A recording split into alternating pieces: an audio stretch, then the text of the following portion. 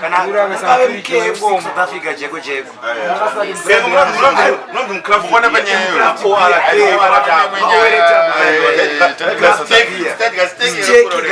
stake yaitengwa mumo taikona tesi in the same level matengwa na tuma place 344 but hataikwana Remember nyayo pane pateto ngwenda mshwa ku South Africa general show. Ti promoter ga chichi 5 star dakwenza ku hotel. Ubaunza. Bauya nechikabuda chichi pane kesi trakwenda chichi Gooders ka. Boys maybe boys rangu ndenge ndori kuda Gooders. Ndenge ndikuda sadzani mako. Ende mairi tsvaga pakati pe South Africa kana sadzani matemba. Bati ndotakatengera ndatingasadzere ku Westgate. Yanga 3 star hotel yoyo. Pakabikwa chikafu chakaipa. Vakataiwa. Fona ishisa kandigiro sadzarangu nenyama yangu. Watumwa mpesi yanzani.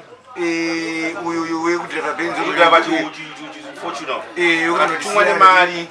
Ende mona chikafu usikafungire kana kutoudza traditional. Akatanga hufu nenyama. Ndakazina na bonzo. Kunotenga nyama basi. Westgate. hotel yemkempo in South Africa. South Africa. pa opposite Takarasadza takarwasadza masikati. But offer Kuza phone call chite ngoti kuda chaka chaiuya. toita Takaenda eno china badeni mangwenya mboa aitobongera mumwe munhu kuti hangu andinokwanisa ngotaurawo zvangu anokwanisa kunge achibalansa futi kana akatenga kana something haro kafela mutambo muono nyanya kumudaya. kuna ari correct zvo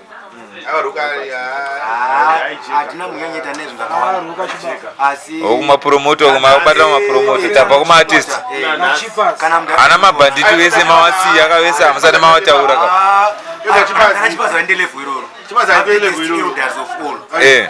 maclassic ndara chipas ma1 ko Simba body slim avo matsotsi aya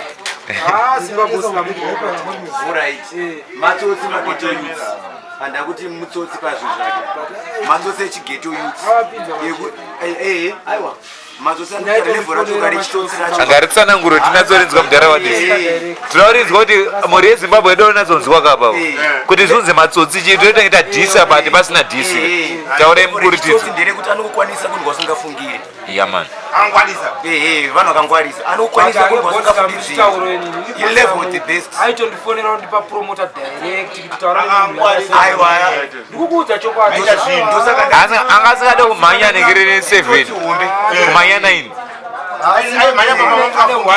aiwa